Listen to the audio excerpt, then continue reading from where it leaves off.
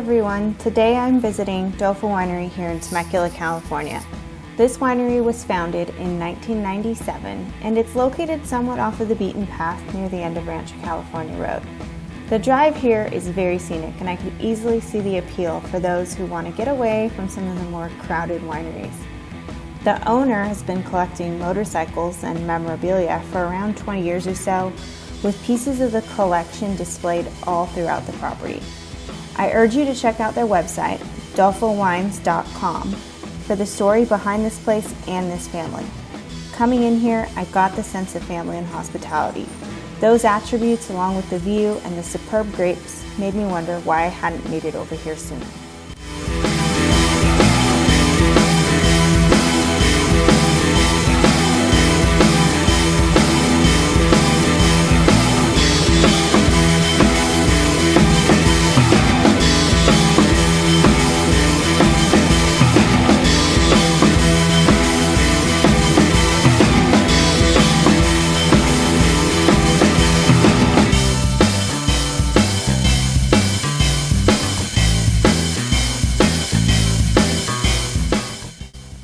They have a typical tasting room right as you walk up, an outdoor area for tastings, as well as the Moto Barrel Room, which was a pretty unique experience.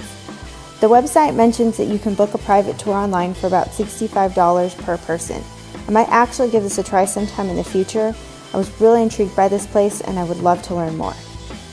I also believe they're the only winery in Temecula Valley that produces a Malbec, which is a wine typically found in Argentina, where the owner of this winery grew up. Malbec is one of my personal favorites. I was pretty excited to see it on the tasting menu.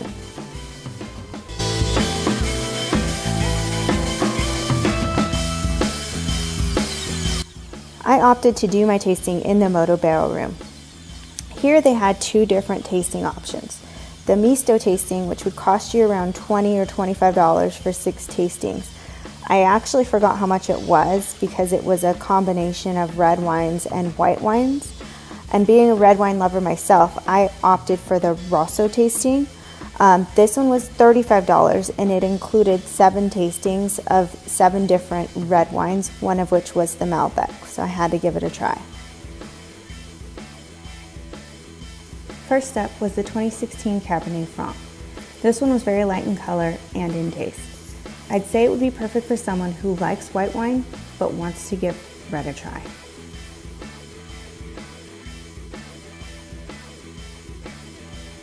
Next was the 2015 Salute, which was labeled as a table wine, meaning it's very versatile and could pretty much be paired with any sort of dish. This was definitely a sharing wine in my eyes, and perfect housewarming gift or something you'd serve at a dinner party with a mixed crowd of different wine drinkers.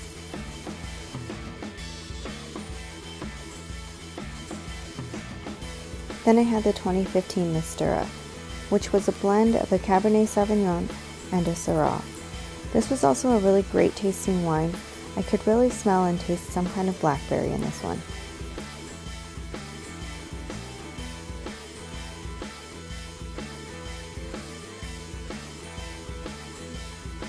My fourth tasting was the 2015 Syrah.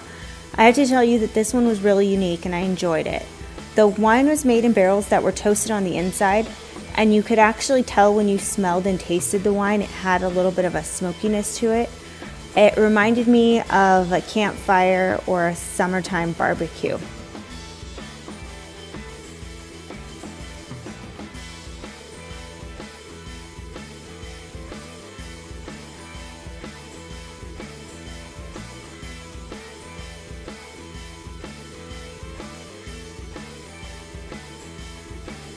Then I moved on to the 2014 Cabernet Private Reserve. This was referred to as a library wine, which meant it was pretty special. It was pulled out of retirement because they had run out of some other Cabernets that were previously on the menu, so I was lucky to get to try it. This one was really smooth, and the taste certainly didn't disappoint.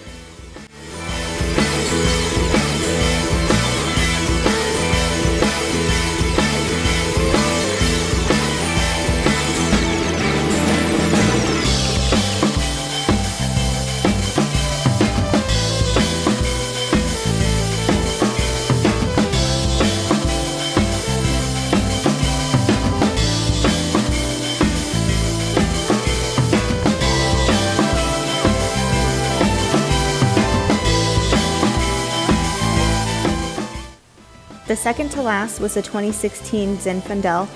This wine was voted the best red in Temecula Valley for 2018 by a panel of local judges during a blind taste test.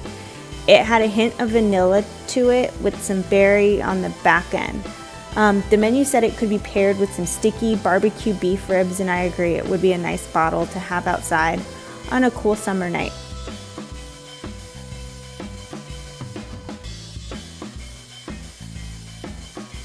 Lastly was the 2016 Malbec. It was really more than I had imagined it would be. The server paired it with a chimichurri sauce that was made for Doffo Winery, and she told me to sip, dip, and sip for the full flavor experience. I really wish I could have asked for a double pour.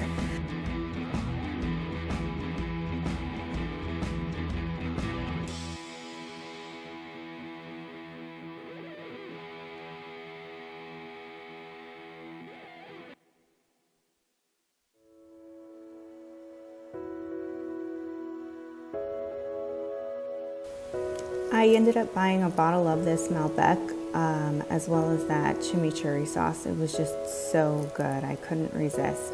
It was a toss-up between that and the Syrah, but that chimichurri sauce is what put it over the edge.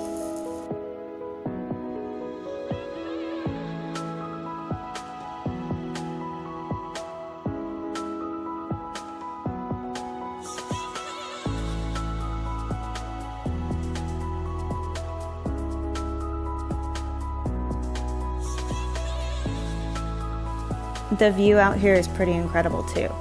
If you were to stay late enough in the afternoon, you might be able to catch a Temecula Valley sunset off the balcony outside of the Moto Barrel Room.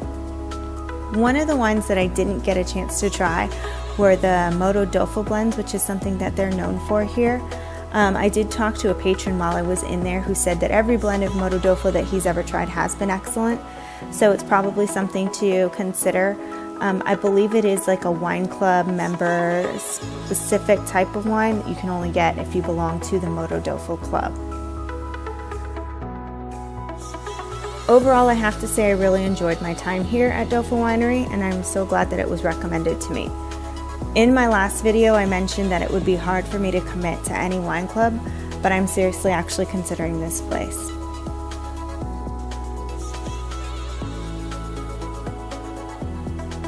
So that was my afternoon at Doffo, and certainly won't be the last time I come out here. I hope that you'll give them a try if you're ever in the Temecula Valley. And until next time, always remember to drink responsibly and never let the good wine go bad.